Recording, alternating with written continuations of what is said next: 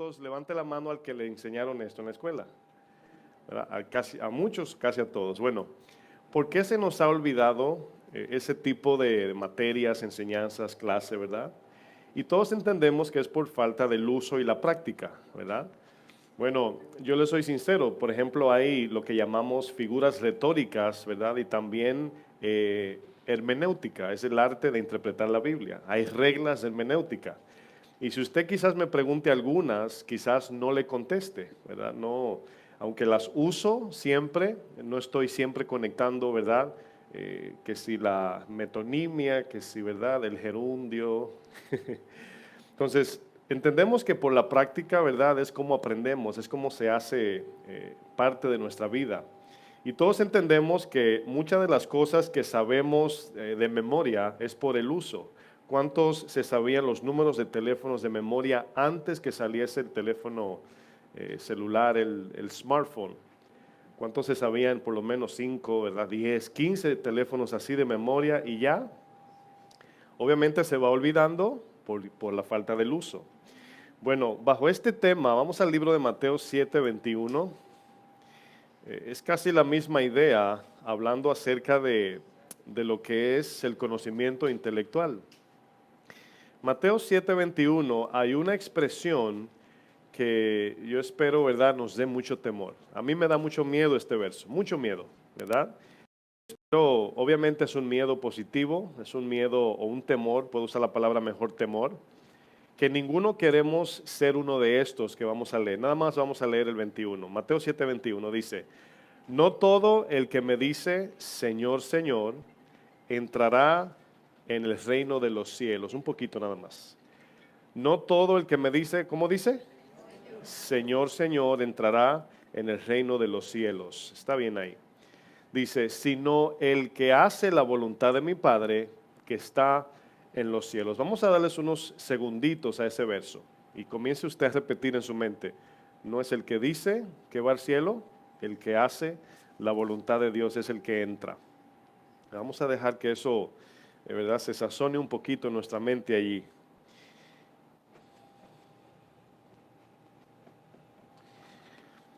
Este verso, hermanos, es un verso dirigido a creyentes, donde vemos luego la respuesta de los que el Señor está allí confrontando. Les dice, ellos le dicen al Señor, Señor, pero en tu nombre servimos en la iglesia, en tu nombre, ¿verdad? Yo era del ministerio de la alabanza o de regalos tratados, o no sé, predicaba el evangelio.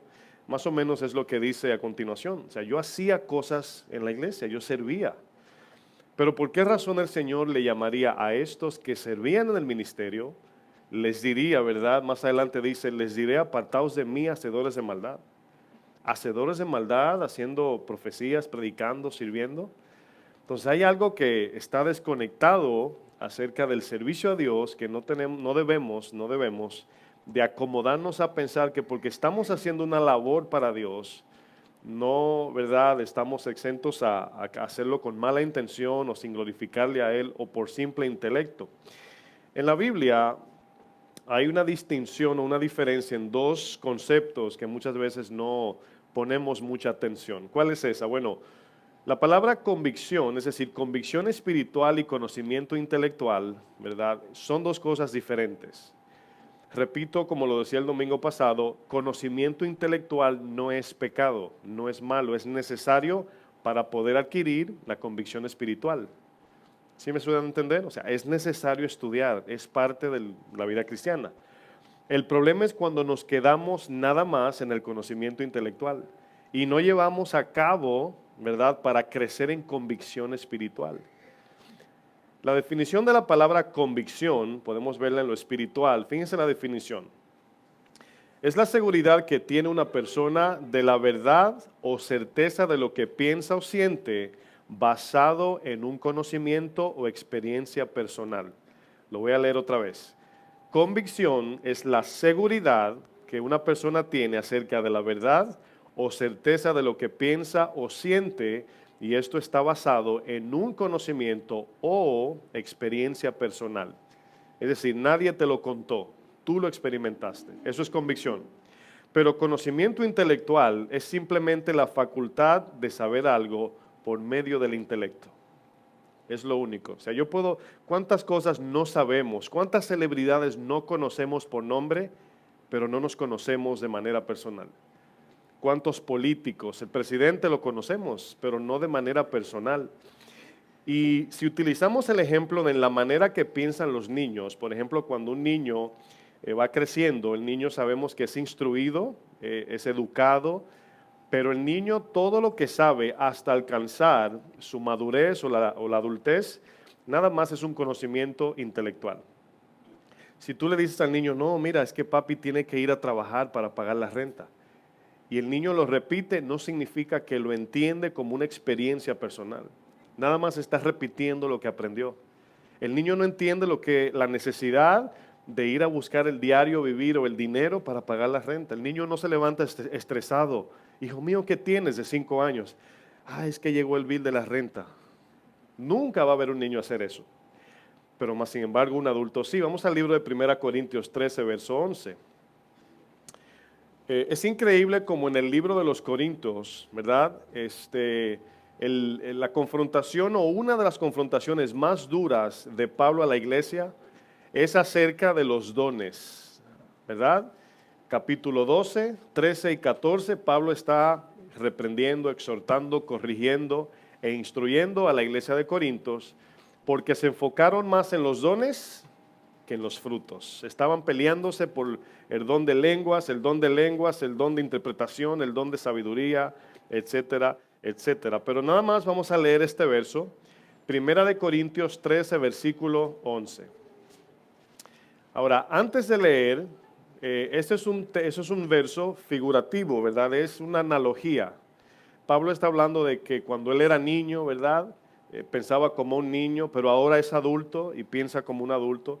Pablo no está diciendo que cuando él estaba en kinder pensaba de una manera y cuando llegó a la universidad ya pensaba de otra. No se refiere a eso, aunque lo utiliza como un ejemplo figurativo. ¿Estamos de acuerdo? Entonces dice el verso 11 de 1 Corintios 13. Dice, cuando yo era niño, hablaba como niño. Pensaba, ¿cómo? Como niño. O sea, es decir, las palabras que yo hablaba eran como de niños. Y en la manera que juzgaba y pensaba era como de niños, dice, y juzgaba como niño, dice, mas cuando ya fui hombre, dejé lo que era de niño. Ahora, existe otro verso, pueden que hayan más, pero me llega uno a la memoria, cuando el Señor resucita, se le aparece a Pedro, y el Señor le profetiza lo que Pedro va a enfrentar, y le dice, cuando tú eras joven, tú te vestías, pero ya cuando seas mayor o viejo, otro vendrá y te llevará donde tú no quieres, te vestirá. Entonces, ese texto significa que el Espíritu iba a venir. Antes de él ser nacido de nuevo, él vivía como quería, iba donde quería, se ponía su ropa y iba donde él quería. Es decir, vivía bajo su voluntad.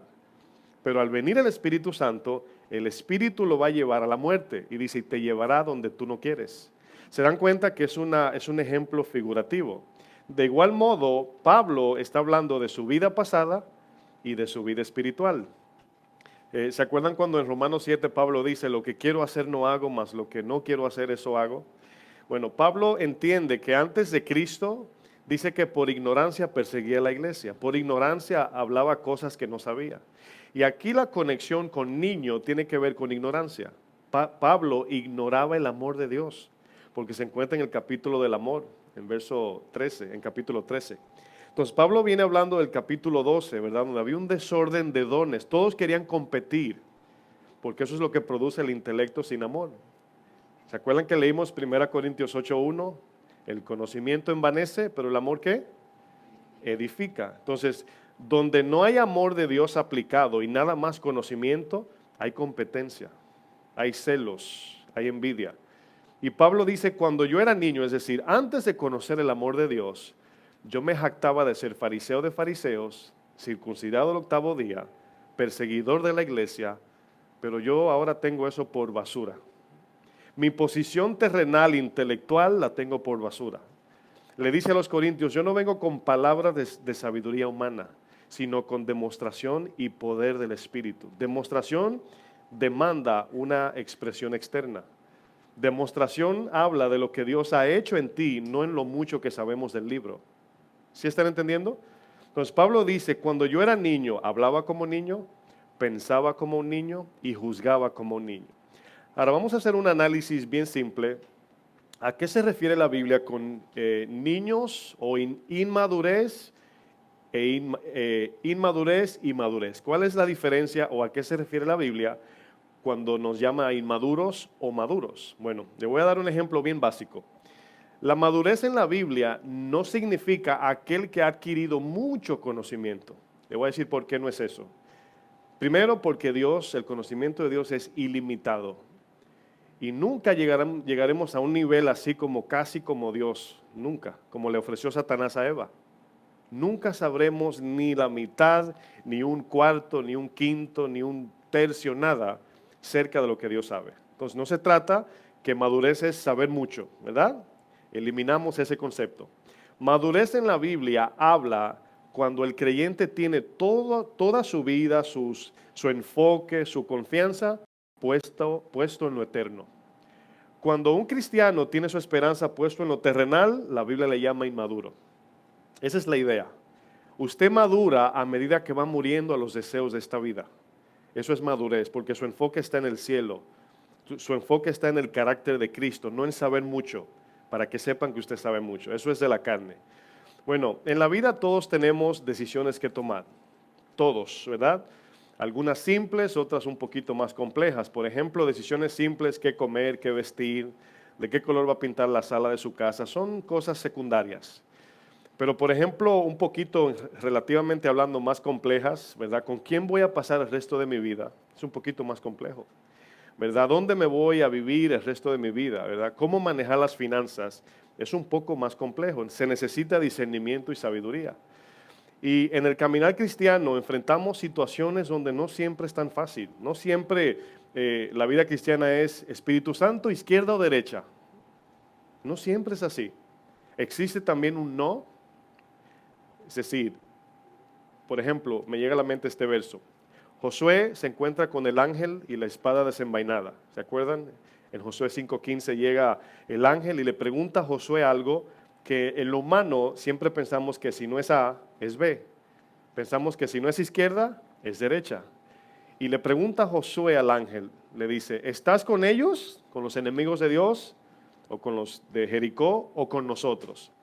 Y usted pensaría que le diría o con el uno o con el otro. Y él le dice, no.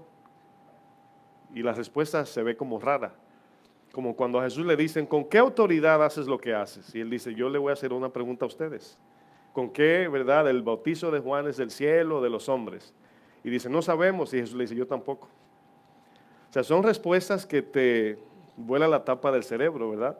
Y cuando el ángel de la espada desenvainada le dice a Josué, no, le está diciendo ni lo uno ni lo otro, sino que vengo de parte de Dios. Una tercera opción que nunca pensamos. Entonces, cuando pensamos en las decisiones como cristianos, necesitamos el discernimiento espiritual y no el lógico. ¿Sí me doy a entender? O sea, mi decisión para yo saber si es el trabajo correcto o no, no es que me van a pagar más. Eso es medir las cosas por lo terrenal, sino que Dios me quiere ahí para un propósito que ni yo sé. Amén.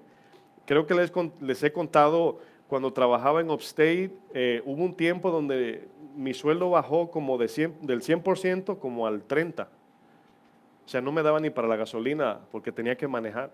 Y el Señor me dijo, quédate ahí. Y mi esposa me decía, mi amor, necesitamos dinero para pagar la renta, la luz, etcétera. Y yo, mi amor, el Señor me dijo que me quede aquí. ¿Qué lógica humana tiene eso? Ninguna. Pero luego aprendemos que el Señor quería salvar a una persona allí. Y hoy entendemos que salvó toda una familia. Y ya saben la historia del que era mi jefe, siempre la cuento. Por eso el Señor me quería allí. Entonces, si yo me enfoco en el dinero, abandono el propósito. Y se dan cuenta que no se trata allí de lo intelectual, de lo lógico, se trata de la guianza de Dios.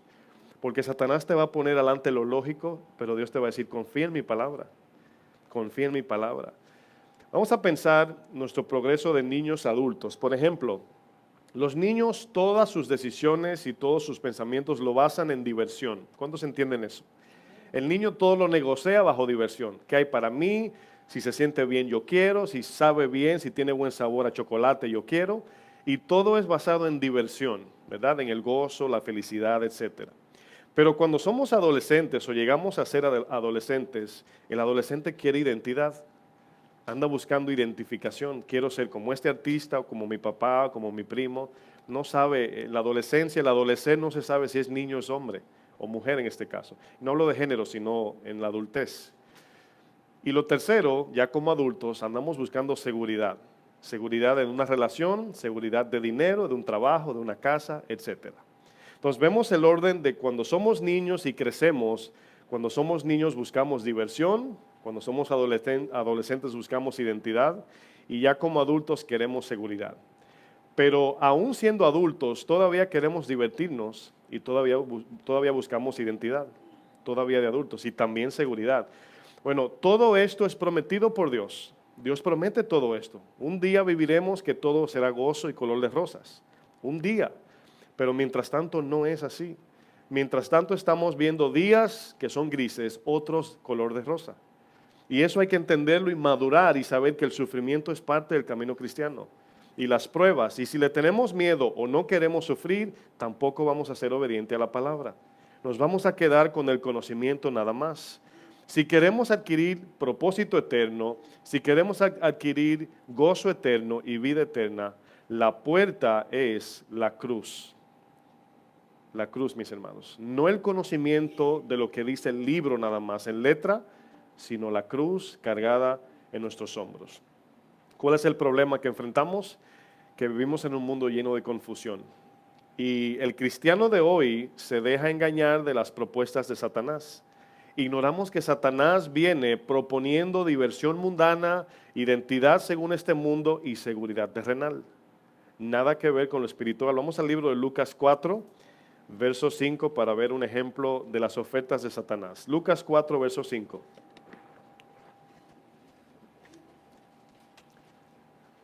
Lucas 4, versículo 5. Fíjense aquí, Satanás siempre ofrece lo mismo. Oigan bien, siempre Satanás ofrece lo mismo de diferentes maneras. ¿Qué ofrece Satanás? Enfocarnos en el aquí y en el ahora. ¿Cómo lo hace? Es variado, ¿verdad? Es variado. Entonces, no siempre Satanás va a ser, su ataque o su engaño nunca va a ser de la misma manera, aunque siempre va a ser un solo propósito, ¿verdad? Bueno, en este verso 5, nos acordamos, ¿verdad?, de cuando Jesús fue llevado al desierto, fue llevado a ser probado, ¿verdad? Y dice el verso 5 de Lucas 4, ¿están allí? Dice, y le llevó el diablo a un alto monte. La palabra lo llevó significa que le llevó una imaginación a la mente, le mostró algo en su mente. Y esa es la misma manera que lo hace con todos nosotros. Cuando dice lo llevó, no es que le dijo, Jesús, dame la manito y te llevo, no. Sino que le mostró en su imaginación todo un reino. Y muchas veces el cristiano, en inglés se dice daydreaming, en español no sé si se usa la misma expresión, pero es como soñar despierto, sí se puede, ¿verdad? Sí, soñar despierto es como dejar la mente volar. Ay, si yo tuviera esto, me gustaría una mansión con 15 habitaciones, 40 baños y 5 piscinas y cuánto carro. Y dejamos la mente rodar a la codicia y no nos damos cuenta cuando Satanás entra contigo y te dice, y te abraza, te dice, sí, qué bonito, ¿verdad? No nos damos cuenta, porque te muestra todo terrenal, nada espiritual.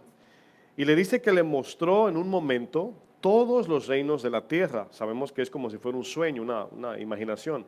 Y le dijo el diablo, dice, a ti te daré toda esta potestad, es decir, todo el poder terrenal. Dice, y la gloria de ellos. Ellos se refiere a la gloria del hombre, ¿verdad? Dice, porque a mí me ha sido entregada y a quien quiero la doy. Ahora, hasta ahí es mentira. El Señor es el que tiene la última palabra. Pero, si nos postramos a este mundo o a Satanás, sí Satanás tiene esta potestad. Satanás sí puede hacer a alguien rico si esa persona lo adora terrenalmente. ¿Están de acuerdo, cristianos? Me están mirando así como acabado de levantar. Satanás le puede dar riquezas terrenales, no espirituales. Es así como distinguimos la verdad de la mentira. Que Satanás no puede darme santidad a mí. Satanás no me puede dar justicia ni amor, no me puede dar más amor por Dios. Al contrario, codicia, envidia, celos, amor por lo terrenal. Entonces no podemos o no debemos distinguir si es de Dios o no, si me conviene a mí. No, si le da gloria a Dios es en la manera que discernimos. Y Satanás le dice, a ti te daré todo esto si tú postrado me adorares. ¿Qué significa la palabra postrado? En el Antiguo Testamento arrodillarse ante algo ya era adoración literalmente. Hoy no. Usted se puede arrodillar ante algo y puede tener su mente en otra cosa y no significa que está adorando o dándole pleitesía a algo.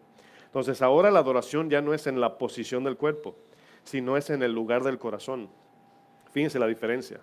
No es tanto que si me arrodillo, porque si yo digo, vamos a ponernos de rodilla para adorar a Dios, no significa que aunque todos se arrodillen, todos están adorando. En el Antiguo Testamento, a Sadrach, Mesach y Abednego le dijeron que se postrasen ante la estatua. Y dijeron que no y se quedaron parados, porque la posición era símbolo de adoración en el Antiguo Testamento.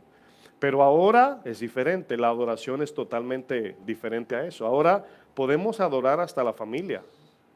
Todo lo que toma el lugar de Dios es adoración. El dinero, mi familia, mi trabajo, mi intelecto, mi conocimiento. Miren, hasta el púlpito puede ser mi Dios. La iglesia, mi servicio. Si Dios no es el centro de todo, estamos idolatrando.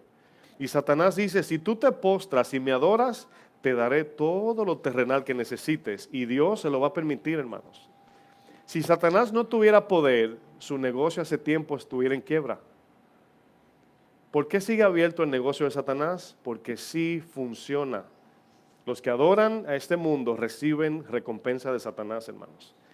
Y ese es el problema, que en las iglesias se está predicando doctrinas de demonios, donde el profeta no le está prometiendo a la gente cambio de corazón, sino cambio de chequera, de tarjeta de crédito, cambio de carro, cambio de casa, cambio de cuerpo, ¿verdad? Dice, todos serán tuyos, verso 8. Respondiendo Jesús le dijo, vete de mí, Satanás, porque escrito está. ¿A dónde fue el Señor? A la palabra de Dios. Él fue a la palabra. Ahora, yo les pregunto algo, hermanos. ¿Usted no cree que se siente bien cuando Satanás te presenta todo un reino para ti? ¿Se siente bien, sí o no? Se siente bien, sí se siente bien. Pero aquí no es cuestión de sentir, es cuestión de decidir y hacer lo correcto. Cuando tú miras $15,000 en una mesa que no son tuyos y tú sueñas despierto con ese dinero, ¿se siente bien? Pregunto, ¿está correcto robárselo? No. Entonces hay que ir contra sentimiento para hacer lo correcto. ¿Me doy a entender? Entonces por eso es que muchos no obedecemos la palabra porque no se siente bien cargar la cruz. Pero es lo que debemos hacer y en la manera que debemos vivir. Dice Jesús, vete Satanás porque escrito está, al Señor tu Dios adorarás y a Él solo servirás. Ahora, usted diría, ¿Satanás siempre sirve a Dios? Siempre sirve a Dios. Lo que pasa es que la soberanía de Dios funciona de dos maneras. Dios usa a Satanás como un instrumento para probar nuestra fe, pero cuando alguien falla, no es culpa de Dios. Cuando alguno es tentado, no diga que es tentado de parte de Dios, sino que por el amor de cada uno de este mundo es tentado, seducido y arrastrado, y luego entra el pecado. Entonces Dios permite, así como lo hizo con Jesús, tiéntalo a ver si de verdad es mío. A Job también, tiéntalo a ver si de verdad es genuino. ¿Cómo usted sabe si algo es genuino? Es probándolo. Entonces, sí, Satanás es un instrumento de Dios, ¿verdad? Y cumple de manera soberana la voluntad de Dios. Pero usted y yo decidimos a qué camino o qué camino escoger, o el de Satanás o el de Dios. Y Dios va a cumplir su propósito. Cuando leemos la Biblia, donde Jesús claramente dice, si alguno quiere venir en pos de mí, niéguese a sí mismo. Y yo he visto algo especialmente en casa de oración. Y lo he dicho antes, casa de oración tiene una reputación de sana doctrina. Y mucha gente lo escucha por el internet y quiero ir a la iglesia porque quiero una casa de oración. Y qué bueno, hermanos. Gloria a Dios por casa de oración. Y los hermanos que buscan casa de oración. Pero sí me he dado cuenta que luego llegar a casa de oración no es lo que decían. Llegan, tienen la sana doctrina y no la abrazan y no toman su cruz. Sino que ahora comenzamos a criticar de la iglesia donde salimos. Y nos enfocamos en el que está mal y como yo estoy en sana doctrina, entre comillas, el que está bien soy yo. Y estamos mal si estamos pensando así. Mal, hermanos. Porque no se trata de que ahora que salí de la iglesia torcida, estoy en la sana, ahora soy mejor. No, mis hermanos, ahí comienza el camino recto. Ahora comencemos a cargar la cruz y a mostrar, no por lo que sabemos que estamos en la sana doctrina, sino por lo que la palabra ha hecho en nosotros. Y yo sé que la palabra sana es necesaria. Yo, por ejemplo, recuerdo que donde yo estaba antes en la iglesia nunca se ministraban los matrimonios. Y obviamente mi matrimonio estaba en desorden. Entré a Casa de Oración y Casa de Oración tiene enseñanza de todo, de novios, de solteros, de los de la tercera edad, de matrimonios, de divorciados, hay clase para todo. Y yo fui a un congreso y yo abracé lo que aprendí y mi matrimonio cambió. Pero yo no puedo asumir que lo que yo aprendí solamente se quede aquí, no lo lleve a la práctica, esperar que mi matrimonio cambie. De igual modo, la sana doctrina, hermanos, tiene el propósito de cambiarnos, no de darnos más conocimiento o hacernos sentir más del que dejamos en la otra iglesia. Es muy fácil y es típico y el pan de cada día escuchar a muchos, sé que no todos, decir, es que yo salí de la iglesia, ay pastor, usted tiene que ver cómo está esa iglesia. El pastor está mal, hay unos hermanitos allí y todo. Yo entiendo que al principio se escucha toda la historia, pero ya pasamos a este lado, por así ponerlo, y ya. Oramos por ellos y si los vemos, que ellos puedan ver por la evidencia que de verdad estamos en sana doctrina. No nada más porque me sé el griego y el hebreo y el hebrio y el gregoreo, no sé, pero pensamos que por saber ya crecimos y no, hermanos. La gente quiere ver evidencia. Y vivimos en el tiempo donde hay miles de iglesias, pero hay pocos cristianos. Millones de iglesias. El enemigo de las almas sabe, hermanos, él sabe de que nos gusta el deleite y el gozo. Él sabe eso.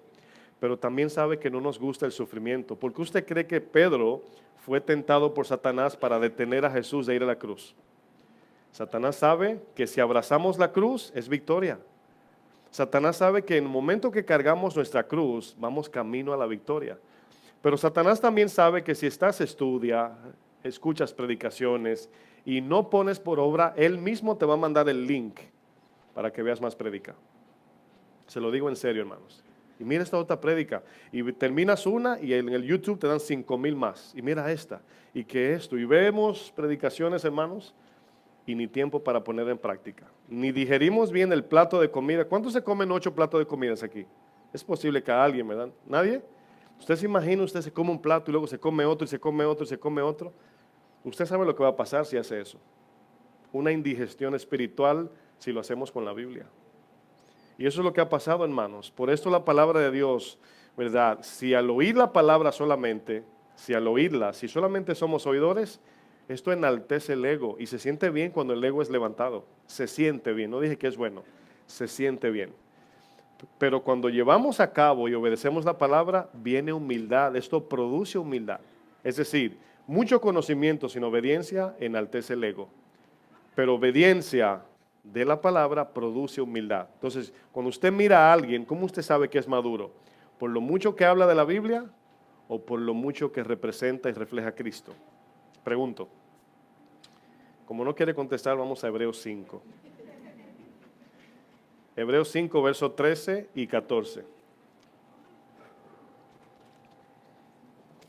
Miren, ¿ustedes creen que, por ejemplo, esta palabra nos lleva a todos de igual modo a examinarnos? Especialmente en el caso mío, soy el que enseña la palabra. Y los que enseñan la palabra, o los que están predicando siempre, son los que están más propensos a caer en este engaño del conocimiento, ¿verdad? Y especialmente cuando la gente te mira a ti enseñando. Es peligrosísimo, hermanos. Y si la palabra no está entrando primero en el corazón, ayer tuvimos la clase de maestros y ese fue el tema, dejar que la palabra primero enseñe al maestro para que el maestro enseñe con su vida a los niños. O sea, no es, voy a preparar un mensaje para los niños, no, voy a preparar un mensaje para mí y luego voy a enseñar a los niños. Porque se nota cuando alguien es de Dios, sin hablar, hermanos, sin hablar. Yo conozco gente cristiana que yo he dudado si se enojan. De tanto amor que veo en esa persona. Yo a veces le digo hay hermanos, por ejemplo, cuando veo la esposa de Toño, ¿verdad? Leti. Y le digo, Toño, ¿tu esposa se enoja? Y me dice, sí. Digo, es que no parece. O sea, tiene un carácter tan de Cristo que a mí se me hace difícil ver a la persona enojada. Sé que se enoja, o sea, no es que es perfecta, pero su carácter me emana tanta, me ministra tanto que yo digo, hay gente que yo creo que ni se enojan. Y es por su nobleza, su carácter de Cristo como son. Hebreos 5, verso 13 dice, y todo aquel que participa de la leche, ¿qué dice? Es inexperto. Ahora, aquí la palabra inexperto obviamente no se está refiriendo al que no sabe leer la Biblia, al que no sabe traducirla del hebreo o del griego. Inexperto aquí es que no sabe usar la palabra. Es decir, aquí en esta ciudad, cuando vas a sacar la licencia, te regalan un librito. ¿Cuántos tomaron el examen teórico de la licencia? Levanten su mano. ¿Cuántos saben que no es hasta ahí, verdad? No le dan la licencia por el teórico. ¿Qué tienen que hacer luego? El práctico. Y usted, suponiendo, yo recuerdo cuando yo saqué mi licencia, me sabía de memoria el libro casi, ¿verdad? Con los dibujitos de colores, casi todo. O sea, me lo voy a tragar el rollo, así como Ezequiel. Pero el día que me tocó pasar el examen era otra cosa. O sea, el libro no dice y te van a temblar las rodillas. ¿Verdad que no dice eso el libro? Eso lo aprendes en la experiencia allí. Especialmente cuando el que te está enseñando está así contigo mirándote así. Y tiene un freno ahí, ¿verdad? Y de repente tú ves que el carro se para y dice, yo no frené. Dice, no, fui yo, te ibas a comer la luz. O sea, la experiencia, hermanos, ahí es donde se entiende. Y yo recuerdo que era una diferencia muy, muy grande. Estudiar el libro en mi casa con café, bebiendo café tranquilo. Pero montado en el carro, hermanos, allí, sin saber lo que va a venir a tu vida, es otra cosa. Entonces, cuando a mí me dicen, tú sabes manejar, si solamente he leído el libro, le digo, bueno, sé dónde está la palanca, sé dónde se frena, pero ahora yo puedo decir sé manejar. Yo recuerdo que yo saqué mi licencia sin saber manejar, yo fui a sacarla. O sea, es decir, no me dieron práctica. Y fui, compré mi carro luego que adquirí la licencia y salí del dealer manejando. No sabía manejar, yo estaba todavía practicando, aprender a mirar el retrovisor y a mirar para adelante. Yo hacía así practicando, porque no sabía. Los nervios no te dejan así como manejarte de manera flexible. Pero manejando para Upstate aprendí y todo el camino iba así, mirando los retrovisores así, aprendiendo y desarrollando la práctica. Y con el tiempo ya aprendí a manejar con las rodillas. No hagan eso, ¿verdad? Versículo 13, ¿verdad? Y todo el que participa de la leche es inexperto en la palabra de justicia. ¿Y por qué dice luego? ¿Por qué es qué? Porque es inmaduro, es la idea. Pero el alimento sólido es para los que han alcanzado madurez. Y por alguna razón pensamos que los maduros son los pastores y las ovejas no. O el que enseña la palabra. No se trata del cúmulo de conocimiento, sino de la experiencia vivida en la palabra. Es así como entendemos. Miren, fíjense esta palabra, para los que han alcanzado madurez. ¿Quiénes son los que han alcanzado madurez? Para los que por el uso tienen los sentidos ejercitados en el discernimiento del bien y del mal. ¿Qué es el bien y el mal aquí? No es matar y robar o darle comida al pobre. Ese no es el bien, es el discernimiento de poder saber que cuando Satanás vino a Eva y le ofreció la fruta, Eva tenía que confiar en Dios y tenía que obedecer aunque no le parezca lógico. Fíjense que no se trata de la lógica de lo que vemos. Andamos por fe y no por qué. Y no por vista. O sea, no es lo que vemos delante, es lo que Dios dice. Y cuando Dios nos da una palabra, ¿qué nos pide Dios? Les pregunto esto. ¿Qué pide Dios cuando te da su palabra? ¿Que qué? No, que confíes. No puedes obedecer sin confianza.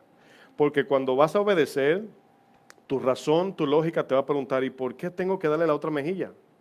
¿Qué hacemos? Confiar. No vamos a entender hasta que no nos den. No lo vamos a experimentar nunca. Entonces, dice la misma Biblia que el Señor aprendió obediencia. Jesús, o sea, en su formación, crecimiento como hombre, etcétera. Y nosotros nunca vamos a aprender obediencia o vamos a entender, nada más vamos a saber, si nada más estudiamos. Miren lo que dice el mismo verso en la versión Palabra de Dios para Todos. Dice, el que se alimenta con leche todavía es un bebé y no sabe cómo reconocer el bien. ¿Se imagina usted su esposo, verdad, o un familiar adulto en la mañana que se pone diapers o los pañales y con un biberón de leche así en la mañana? Usted se ríe, ¿verdad? O sea, da risa, obviamente. Bueno, espiritualmente hay gente así. Dice el 14, la comida sólida es para los que han crecido espiritualmente y para aquellos que por la práctica, ¿verdad?, han aprendido la diferencia entre lo bueno y lo malo. Miren, quiero decir esto a voz alta. La madurez aquí no es hablando de niveles ministeriales, de que el pastor es más maduro. Puede haber gente sentada aquí que es más madura que yo espiritualmente, que ha pasado más que yo, ¿verdad?, experiencias espirituales. ¿Es posible eso? ¿Usted lo cree? Los pastores no son, deben de ser un modelo, pero no es el modelo a seguir, es Cristo. Debemos de ser modelos del Evangelio. Y aquí nos damos cuenta, hermanos, por qué hay tantos niños espirituales. Gente con mucho conocimiento, pero hay una incongruencia en el comportamiento, porque tú dices, wow, pero se sabe toda la Biblia. Pero wow, qué imprudente. Imagínense, hermanos, la incongruencia. Y aquí sabemos que es por falta de obediencia. ¿Usted conoce adultos inmaduros? Pero también conoce niños que tienen cierta tendencia de madurez. ¿Se han visto estas dos partes? Gente adulta que es muy inmadura, pero niños que parecen como adultos. Y espiritualmente existen dos tipos de inmadurez, dos tipos. Está la inmadurez del cristiano que es nuevo y Dios no le exige a ese nada todavía porque está creciendo. Pero existe la inmadurez del cristiano que tiene ya años en el Evangelio. No voy a decir números para que no piense que ya a los 3 tiene que ser maduro. Pero cristianos que ya tienen tiempo en el Señor y todavía son inmaduros. Y acuérdense del ejemplo de inmadurez. Inmadurez es aquel que vive para las cosas pasajeras. ¿Quién de ustedes que ve un anuncio de algún banco que va camino a la bancarrota deposita su dinero allí? ¿Quién haría eso? Una manito, por favor. Una palma al aire. Nadie haría eso. ¿Por qué Jesús dice, no os hagáis tesoros en la tierra? ¿Por qué dice eso? Porque un día todo eso se va a ir. Y si no se va, usted se va. Y yo también. Y la madurez habla de que tenemos que poner toda nuestra inversión arriba. Sí, Dios te puede permitir trabajar, tener casa, tu familia, pero con un ojo de que todo eso un día se va a ir.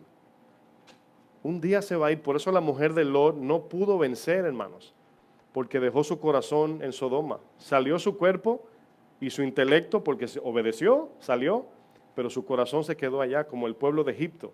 El corazón se quedó allá y miró atrás y ahí se quedó. Y es lo que pasa con muchos cristianos que van a la palabra, pero no la obedecen. Y por esa razón pasan años y no pueden avanzar. Vamos a volver a Mateo 7:21.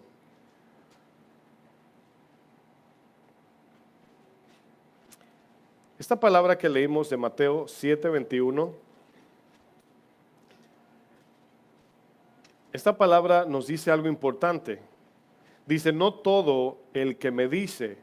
Ahora, si usted le dice a un ateo que diga, Jesús es el Señor, ¿usted cree que lo haría? Es posible, ¿verdad? Es posible que lo diga. Ahora, ¿usted cree que al decir eso, ya Jesús es su Señor? No, obviamente hay una parte importante. Dice, no todo el que me dice, Señor, Señor, no todo, ¿verdad?, entrará en el reino de los cielos, sino el que hace la voluntad de mi Padre que está en los cielos.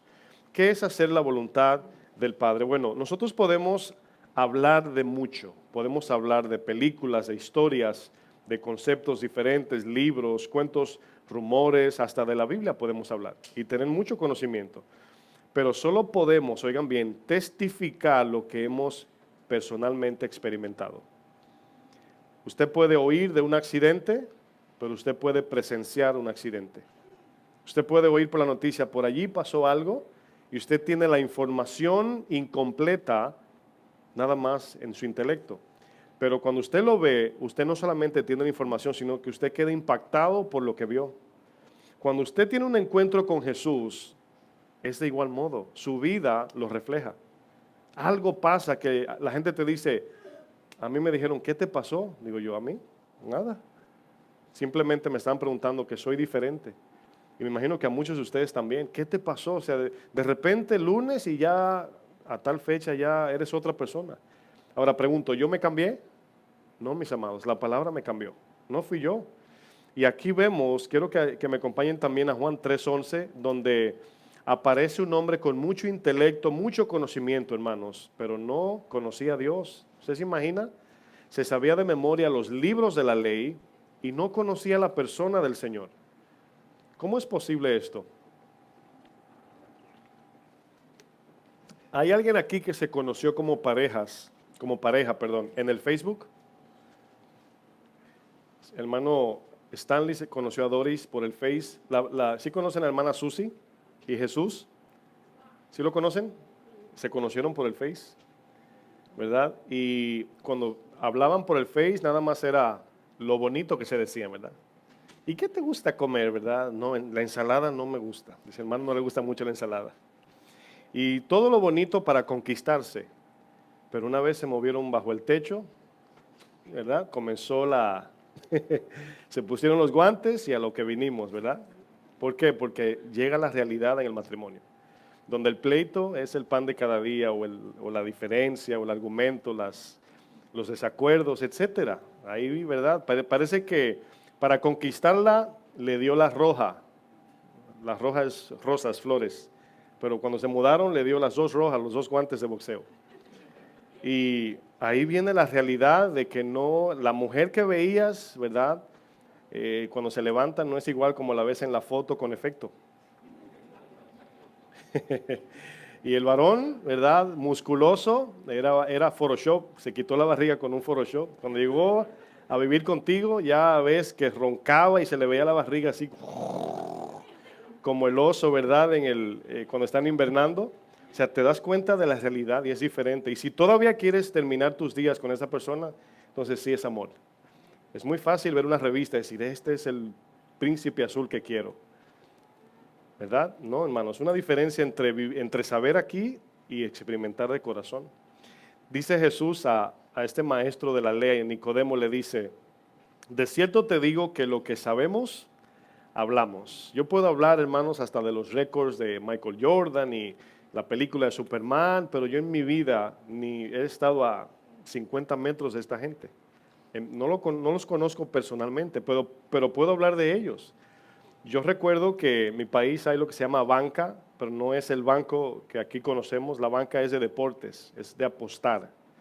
Y allí ponen en una lista, ¿verdad? Los equipos, por ejemplo, el béisbol, y las apuestas es a ver quién gana y te ponen una suma de números. Si el juego termina y se pasa de ese número y tú apuestas a más, ganas. Pero si el juego se acaba a menos de lo que tú apostaste, pierdes. Entonces, así por el estilo, si no me entienden, ya en el Google lo pueden estudiar. Pero la idea es esta, los muchachos que estaban allí, yo llegué hace como 25 años a jugar como 2, 3 veces, me llamó la atención, no era cristiano obvio, y yo veía que estaban allí con un papel y el periódico y anotaban. Y yo digo, qué raro, porque yo pensé que solamente hay que ir a la caseta y elegir los equipos y ya. Y lo que estaban haciendo era mirando el récord del pitcher que le tocaba pichar, o sea, tirar la bola en ese juego, mirando récord, la edad, cuántos juegos ganó, o sea, examinando la vida de todo para saber las posibilidades de perder o de ganar. Ahora, si ustedes le preguntaban a ellos, ¿y tú has salido a verte un cafecito con el pitcher, por ejemplo, Pedro Martínez o qué sé yo, Sisi Sabathia? Dice, no, en mi vida nunca. Dice, pero me sé todo su récord. Fíjense que se puede saber. Jesús le dice a Nicodemo, lo que sabemos, hablamos. Pero luego dice otra cosa. Dice, y lo que hemos visto, testificamos. ¿Cómo podemos testificar de un Jesús invisible a un mundo caído si ni lo conocemos personalmente? ¿Cómo estaremos dispuestos a dar la vida por un Jesús que no está aquí, visiblemente hablando, pero que confiamos de todo corazón al punto de dar la vida? ¿Cómo es posible? De la única manera que desarrollaremos la convicción espiritual es en la obediencia, obedeciendo como niños en obediencia el Señor. Dice, y no recibís nuestro testimonio. Nicodemo era un maestro de Israel, se sabía la Biblia, por así decir, de memoria. Y cuando tiene al Señor de frente, no lo reconoció. Tiene el libro que habla de Jesús, Jesús está enfrente y no lo puede ver. ¿Cuántos de ustedes le dan un papelito o le mandan un texto para encontrar una dirección? Los taxistas, ¿verdad?, saben esto. Y te dicen, hoy Google te pone una foto del lugar. Tal dirección, 632 Southern Boulevard, ¿verdad? Ah, es aquí. Ahí está la comparación. Te dan la dirección, no sabes dónde es. Hasta que no llegas, no ves dónde es. Pero el Google te pone una foto. Bueno, imagínense que Nicodemo y los fariseos tenían un GPS de Jesús para encontrar a Jesús. Y ahí estaba la escritura definiendo por más de 400 o 300 profecías que apuntaban al Señor. Es decir, llega Jesús y las flechas estaban así. Este es el llamado, este es el señalado, este es el Mesías, y no lo podían ver. ¿Se acuerdan cuando el GPS le dice, has llegado a tu destino? Sí, ¿saben lo que quiero decir? La Biblia es para que cuando Jesús se acercara, tú veías, ¿verdad? 15 pies, 10 pies, 5 pies, 0 pies, llegaste a tu destino. Jesús estaba enfrente y no pudieron distinguirlo. ¿Por qué no? Porque no vivían lo que decía la palabra. Solamente tenían el conocimiento intelectual. Y Jesús estaba ahí y le dijo a Nicodemo, si no naces de nuevo, no puedes ver el reino de los cielos. Estaba refiriéndose a Jesús. ¿Se acuerdan cuando Jesús dijo, muchos de ustedes buscan el reino? Y algunos dicen, helo aquí, helo allí. Jesús dice, de cierto os digo que el reino está entre vosotros. Me imagino ellos, ¿verdad? ¿Dónde? Se refería a él mismo, no lo podían ver. Y hoy no podemos ver a Jesús, hermanos, y decimos, yo quisiera ser de ese tiempo cuando Juan, Pedro lo veía de ahí a ahí. Hubiésemos creído menos si no le seguíamos. Porque la apariencia de Jesús era contraria a la idea lógica del hombre. Tenían a Dios, pero no glorificado allí como los veían los demonios. ¿Se acuerdan cuando el demonio lo identificó? Le dijo, sé quién eres. ¿Cómo sabían los demonios? ¿Porque estudiaban la Biblia y lo obedecían? No, porque estaban en la presencia una vez de Dios. Son ángeles caídos. Y decían, yo sé quién tú eres hijo del Altísimo. Cuando fuimos a Cancún, hermanos, creo que lo dije, pero no está de más, un brujo se me acercó y me dijo, ¿eres pastor? Y digo yo traté como de ser indiferente para no seguirle como la corriente, y lo miré y le hice así, y seguí caminando, pero me impactó, y caminé, y Toño andaba conmigo, el pastor. Y me dice, Toño, ¿qué onda? Digo yo, ¿lo conoces? Digo yo Toño, yo no vivo en Cancún, vivo en Nueva York. Y nos impactó eso. Así me dijo, ¿eres pastor, verdad? ¿Ya te diste cuenta que soy brujo? Me dijo. Y eso yo traté como que no se me quedara, porque luego el enemigo por ahí entra, pero me impacté. Y la gente sabe quién tú eres, la gente te ve. No nada más por el buen comportamiento externo, sino porque la presencia de Dios está en ti. ¿Qué somos de este mundo? Dice la Biblia. Somos luz de este mundo, hermanos. Miren, la palabra en la Biblia, conocimiento, Pablo, por ejemplo, le dice a los colosenses, Efesios, yo oro para que Dios le dé espíritu de conocimiento, y luego dice de él, de la persona, no de la Biblia nada más, aunque la palabra hay que estudiarla para conocerlo, es el medio para conocer a Dios. Pero el saber mucha Biblia y no obedecerla no nos permite conocer al Señor de manera personal. Y la iglesia está llena de esto, hermano, llena, y no queremos ser de ese grupo. La palabra conocimiento en la Biblia es la palabra griega ginosko y significa conocimiento por experiencia personal. No es el conocimiento del que se gradúa de la universidad con su diploma, es el conocimiento de ese que se graduó cuando ejerce su profesión. ¿Notaron la diferencia? No es el conocimiento del que obtuvo el diploma ese día, sino del que se graduó y ejerció su profesión. Ese conocimiento personal, esa experiencia, ¿verdad?, que cada uno de nosotros tenemos que experimentar. Aquí es la diferencia de conocimiento intelectual, el cual nada más es información, pero conocimiento espiritual es el conocimiento del Señor. Y por esa razón, ustedes escuchan cristianos que dicen, hablé con Dios, Dios me dijo, le voy a pedir al Señor, no, Dios, tengo mi confianza en Dios, Dios hará, de Él viene mi socorro. Una relación, todo es el Señor. ¿Por qué? Porque sin Él, nada podemos hacer, ¿verdad que no? Jesús en Juan 10:38, lo voy a leer bien rapidito, dice, si no me crees a mis palabras, dice, créeme en las obras. Jesús dijo esto. Si no crees lo que digo, está bien, porque sé que las palabras se las lleva el viento. Pero si no crees en las palabras, créeme por lo que hago. Es decir, si alguien te dice algo, no es malo dudar. Pero si te lo evidencia, por eso, no sé si lo compartí domingo, pero hay dos tipos de personas cuando compartimos el evangelio. Está el cínico y el escéptico. Un cínico es aquel que aún con evidencia no le interesa. Ese es el cínico. El escéptico es aquel que duda por falta de evidencia. Entonces, Tomás fue escéptico, no cínico. Agripa, el rey Agripa, ¿se acuerdan de él? Fue que cínico. Aunque Pablo se lo evidenció, dijo no me interesa.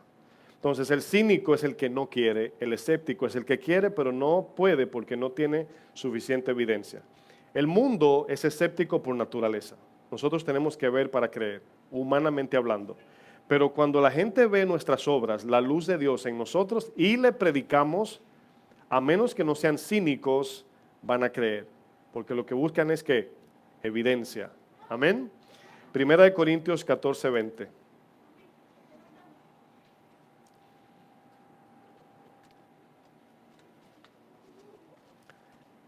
Fíjense aquí lo que dice el apóstol Pablo y el capítulo 14 todavía está dentro de la corrección acerca de los dones. ¿Por qué usted cree que la gente, hagamos este pensamiento, este análisis, por qué la gente se inclina más a los dones que a los frutos? ¿Verdad? ¿Por qué llama más la atención un hombre o mujer fanfarrón o fanfarrona que un hombre noble, tranquilo, de buen testimonio? Porque la mente y el corazón caído así es, busca lo que llama la atención, lo que trae gloria, ¿verdad? Busca lo que trae más, lo que lo hace más popular. Y aquí Pablo dice, hermanos, no seáis niños en el modo de pensar. No piensen como niños. ¿En qué sentido? Dice, sino, sed niños en malicia. Es decir, si queremos ser inocentes, seamos inocentes en malicia. ¿Verdad? En ser maliciosos, en la desobediencia. Dice, pero maduros en el modo de pensar. Es decir, debemos tener un corazón noble, ¿verdad? Un corazón sumiso, humilde, pero en entendimiento, sabiendo que hay un demonio allá afuera, sabiendo qué es bueno, qué es malo. Por eso dice, pero maduros en el modo de pensar. Ahora, el conocimiento no cambia su modo de pensar, sino su obediencia. Por ejemplo, y eso es algo que es destructivo para la iglesia. Si usted vive su vida de manera secular, secular significa lo que no es religioso, ¿verdad? Solamente en lo terrenal. Usted vive enfocado en su trabajo, su familia, su vida personal, su estado físico, su apariencia, etc. Y usted vive en eso, esa es su vida. Usted vive para eso. Y aunque usted estudie la Biblia, la palabra no lo va a cambiar. Porque lo que lo cambia a usted no es lo intelectual, es a lo que usted le da su corazón. Entonces, la razón por qué estudiamos la Biblia, la estudiamos con el fin o el propósito de obedecerla. ¿Están de acuerdo? Y esa obediencia es donde el Espíritu entra en acción y cambia nuestro corazón. O sea, no es mi obediencia perfecta que me cambia, es la disponibilidad para Dios para que Él cambie mi corazón. Y aquí nos damos cuenta que Satanás sabe que el conocimiento sin amor envanece. Él sabe esto. Y él quiere que el cristiano se quede en el conocimiento sin obediencia. ¿Qué produce el conocimiento sin obediencia? Produce, por un lado, apatía espiritual. Yo sé mucho, pero no hago nada. O el otro lado es soberbia espiritual. Sé mucho y lo quiero hacer todo. Dos desbalance. O no hago nada o lo quiero hacer todo. Y no. Necesitamos la guianza del Señor, ¿verdad? Y aquí es donde entramos en muchos problemas. Por ejemplo, en 1 Corintios 3, para ir concluyendo, versículo 1, Pablo aquí, hermanos, aquí es donde los cristianos de hoy, ¿verdad? Todos aspiran a ser más famosos, más elocuentes, más carismáticos, más populares. Y esto, por razones muy obvias, hace que estos cristianos sigan a los predicadores que hablan bonito, que se visten de manera tipo Hollywood, que tienen megas iglesias, y el corazón cristiano ya no vive para imitar a Cristo, sino detrás de la farándula cristiana. Por eso la música ha tomado un auge tan grande, hermanos. Oí una historia donde unos hermanos me decían que hicieron un concierto en un lugar, creo que en Long Island por ahí, y el concierto estuvo muy bonito, y cuando digo bonito me refiero a la decoración, la melodía, todo eso, y se convirtieron 2 personas, ¿verdad? Y a lo mejor hicieron su grito de júbilo, ¿verdad? Gloria a Dios, se salvaron 2 almas. Cuando llamaron a las personas para que se congreguen, le dijeron, no nos interesa seguir a Cristo, solamente nos gustó la música. Y usted dice, wow, o sea, de tanta gente supuestamente se salvaron 2 y luego dicen que no, que fue que le gustó el concierto, le gustó la música. Entonces el camino cristiano tiene muchas cosas atractivas, la gracia trae fama aunque uno no quiera. Y hoy en día la gente busca a los pastores famosos, no los que predican el mensaje. Yo recuerdo cuando uno de mis buenos amigos se convirtió al Señor, yo le dije, mi hermano, la sana doctrina no la vas a encontrar de manera popular. Es decir, el YouTube no te lo va a recomendar. Tú tienes que buscarla. Te va a salir los predicadores de la prosperidad, de la motivación humana, terrenal, etc. Tú tienes que buscar así como aguja entre una caja de agujas, buscar la sana doctrina. Tú tienes que buscarla. Porque el enemigo obviamente gobierna el sistema para influenciar, ¿verdad?, lo que es el corazón. Las redes sociales de hoy tienen a los predicadores como si fueran actores de Hollywood o actrices de Hollywood. Alfombra roja, conciertos abarrotados, fanfarrones llenos de vanidad y orgullo. Y como predican bonito, los jóvenes que están creciendo dicen, yo quiero ser así como ese predicador. Como tiene 1 millón de views en el internet, eso es lo que yo quiero, y no el carácter de Cristo. Pablo le dice a Timoteo, en los postreros tiempos vendrán tiempos, ¿qué? Peligrosos. ¿Por qué? Porque habrán hombres amadores de sí mismos, fanfarrones, etcétera, etcétera, etcétera.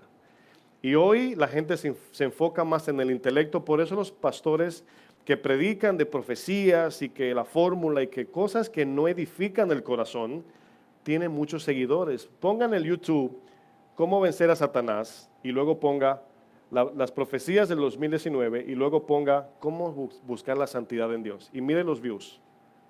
El de santidad tiene 15 views, el de las profecías 7 millones y el otro tiene como 75 millones. ¿Por qué? Porque es más popular, más atractivo.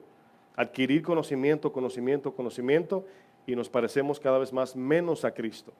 Ese es el peligro. Primera de Corintios 3, verso 1, sucedía lo mismo, hermanos. Allí estaban en competencia. Y Pablo aquí le dice, de manera que yo, hermanos, miren que son cristianos, no pude hablaros como espirituales, o sea, como gente madura ya en el Señor, sino como a carnales, ¿qué dice luego? Como a niños en Cristo. Os di a beber leche, o sea, es decir, hay que volverlos a llevar al fundamento bíblico, a la cruz, a tener fe, a creer en Dios, la leche es lo más básico. Dice, y no vianda, porque aún no erais capaces, ni sois capaces todavía. Dice, porque aún sois carnales. Bueno, ¿por qué le está llamando carnales? Pues habiendo entre vosotros celos, contiendas y disensión. ¿Cuál era el celo? Bueno, a mí me gusta más el predicador fulano de tal. No, pero yo creo que fulano explica mejor. No, yo soy más de este predicador. Y no nos enfocamos en la palabra espiritual, sino en el don que el predicador refleja. Y allí había disensión, dice, no andáis como hombres, no sois carnales, verso 4, porque diciendo el uno, yo soy de Pablo, y el otro, yo soy de Apolos. ¿Por qué estaban divididos? Porque tenían la mirada puesta ¿en quién? En los hombres.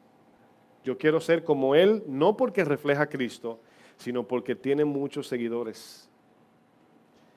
Y Jesús tenía pocos seguidores. La multitud le seguía, hasta que le dijo, el que no toma su cruz y me sigue, no puede ser mi discípulo. Y dice, y ya muchos no andaban con él. Porque obviamente lo que apantalla atrae. Y como siempre les he dicho, hermanos, yo soy por profesión secular diseñador gráfico. Yo entiendo cómo la publicidad funciona. Yo lo entiendo y sé cómo manipularlo eso. De manera que la gente vea y venga mucha gente a la iglesia. Yo puedo promocionar esta iglesia de una manera que la gente llega. Cuando Chuy venga, puedo poner un póster grande. Viene el pastor Chuy, como es muy conocido. Y viene mucha gente, hermanos. Pero nos llamó el Señor a eso, a llenar los asientos o a predicar el evangelio. Pero fíjense que es atractivo eso. Y las iglesias invitan pastores famosos, no para que el pastor reprenda la iglesia o la enseñe, sino para que venga gente detrás de ese pastor y la iglesia crezca. La iglesia no crece de esa manera. La iglesia crece por predicar el evangelio y reflejarlo. Y la gente busca el alimento, ella sola. El Espíritu te va a llevar a donde hay alimento. Sea aquí, sea allá, donde prediquen el evangelio de verdad. Dice Pablo en el verso 5, ¿qué pues es Pablo y qué pues es Apolos? ¿Verdad? ¿Qué somos nosotros los pastores? Bueno, en comparación de Dios, nada. Dice, servidores por medio de los cuales habéis creído. Por medio, somos un instrumento nada más. Dice, y eso según lo que a cada uno concedió el Señor. Dice, yo planté, dice Pablo, yo sembré la semilla, yo prediqué, planté la iglesia. Apolos regó, Apolos ahora predica las iglesias que yo planté. Pero el crecimiento, ¿qué dice? Lo ha dado Dios. Ahora, no hay crecimiento sin obediencia. Dice, así que ni el que planta es algo, ni el que riega, sino Dios que da el crecimiento. El crecimiento sin amor produce celos, contiendas y divisiones, según este verso. Eso sucede porque obviamente la aspiración del cristiano de hoy es alcanzar madurez. ¿A qué le llama madurez? A ser un pastor, un apóstol, un profeta, etc. Pero no a mirar a Cristo. Pablo dice en Filipenses, yo tengo todo por basura con el fin de alcanzar, ¿a quién? A Cristo. Con el fin de alcanzar la excelencia del conocimiento de Él. No del pastor que habla bien o el que habla de manera elocuente. 1 Timoteo 6:3 dice, si alguno enseña otra cosa y no se conforma, no se amolda, no se adhiere o no se somete a las sanas palabras de nuestro Señor Jesucristo y a la doctrina, oigan lo que dice, que es conforme a la piedad. Y la palabra piedad significa el carácter de Dios. Es decir, yo como pastor tengo que predicar el mensaje que es conforme a la piedad. El mensaje que produce en nosotros anhelo de querer ser como Cristo y no como los hombres. Amén. Esta palabra doctrina o conforme a la piedad o doctrina conforme a la piedad es aquella enseñanza que produce anhelo profundo de imitar a Cristo. Es aquella enseñanza que cuando la escuchamos salimos con un deseo de santidad y no de vanidad. Y aquí nos damos cuenta, el verso 14 dice, si no se conforma, está envanecido, nada sabe, delira acerca de cuestiones y contiendas, de palabras de las cuales nacen, de allí nace, envidias, pleitos, blasfemias y malas sospechas. Aquí nos damos cuenta, hermanos, en este verso también dice que utilizan esta apariencia de piedad para tomar ganancia o beneficio de las personas. Es decir, hay cristianos y pastores, hermanos, que se portan de manera externamente hablando, como si fueran hombres de Dios, con el fin de adquirir el beneficio de la gente. Entonces, ¿cómo discernimos cuando un hombre es de Dios? ¿Por lo que vemos, porque tiene una corbata o porque usa la Biblia? El Espíritu Santo nos da testimonio de los hijos de Dios. Amén. Y cuando obedecemos la palabra, la guianza viene del Espíritu Santo. Yo no los puedo guiar a usted, yo les predico el mensaje, hasta aquí puedo, pero quien los guía, usted se va a ir en un momento y yo no puedo ir detrás de ustedes, ¿verdad? El buen pastor es Jesús, pero yo soy el pastor local y yo tengo que predicar el mensaje para que usted lo abrace. Y cuando usted abrace el mensaje, el pastor, el príncipe de pastores lo va a guiar. Esté usted en su trabajo, camino a su casa, etc.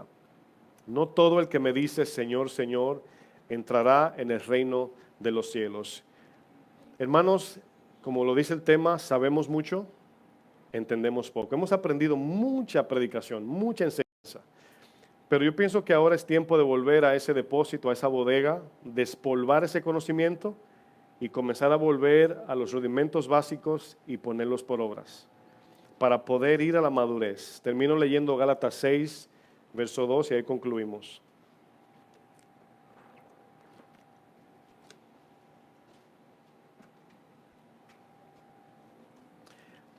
Gálatas 6, verso 2.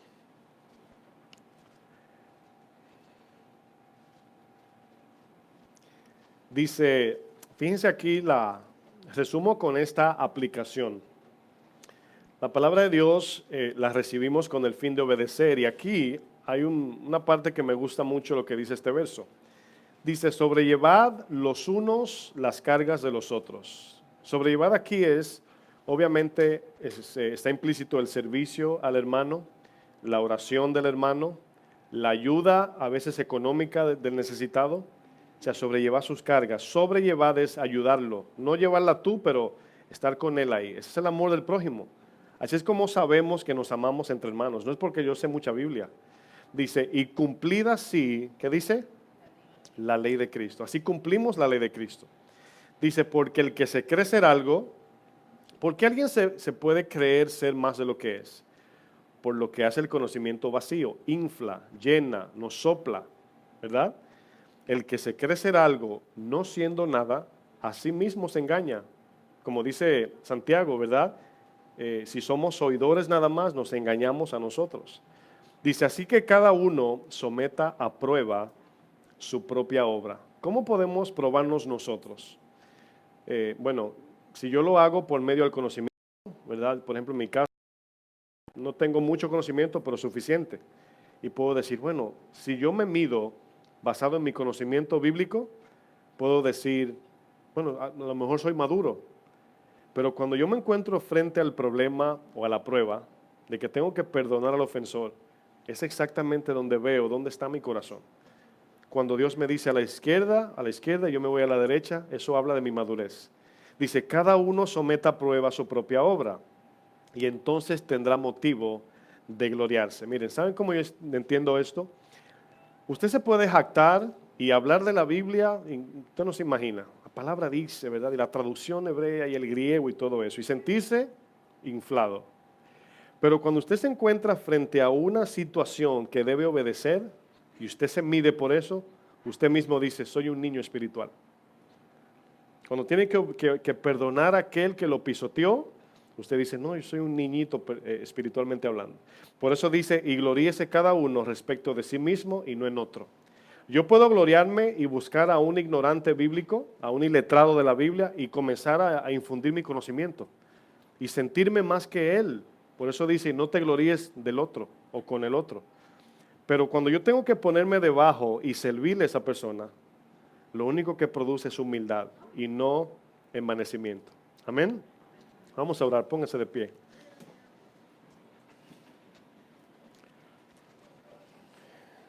Pablo, siempre este verso me gusta mucho citarlo y meditarlo porque Pablo le dice a Timoteo, permanece en la palabra, enseña, obedécela, no te salgas de ella. Y luego dice, para que tu aprovechamiento sea evidente a los demás, para que la gente vea que en ti está haciendo la palabra también un efecto. De igual modo le pedimos al Señor, Padre, pienso que la primera palabra que podemos expresar es perdón, Señor. Perdónanos si hemos tomado de tu palabra o de tu libro de la Biblia, Señor, tu palabra como si fuera una revista cualquiera. En un momento Pablo dijo, yo oro y no ceso de dar gracias, porque en la iglesia de Tesalónica dice que recibieron la palabra no como de hombres, sino como lo que en verdad es la palabra de Dios, la cual actúa en el creyente, es decir, en el cristiano obediente. Te pedimos, Padre, que nos ayudes. Creemos en el poder del Evangelio que cambia nuestro corazón, Señor. No queremos únicamente crecer en sabiduría de letra o conocimiento e información, Señor. Te queremos conocer a ti, Padre. Así como Job en toda su historia conocía a Dios, conocía del Señor. Pero hasta que no experimentó de manera personal, no pudo decir, ahora mis ojos te ven. Ahora te entiendo, Señor. Ahora comprendo, ahora sé que eres Dios, que todo lo puedes y que todo lo sabes. Y ese conocimiento llevó a Job a humillarse, lo llevó a la humildad, por cuanto obedeció y pasó por la experiencia que el Señor lo llevó en trato de su corazón.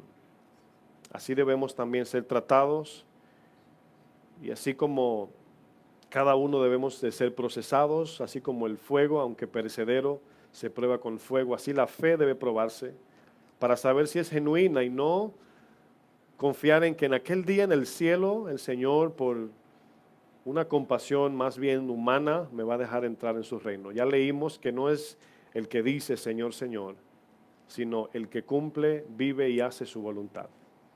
Ayúdanos, Señor, en tu gracia y favor. En el nombre de Jesús, que el Señor les bendiga, Padre. Amén.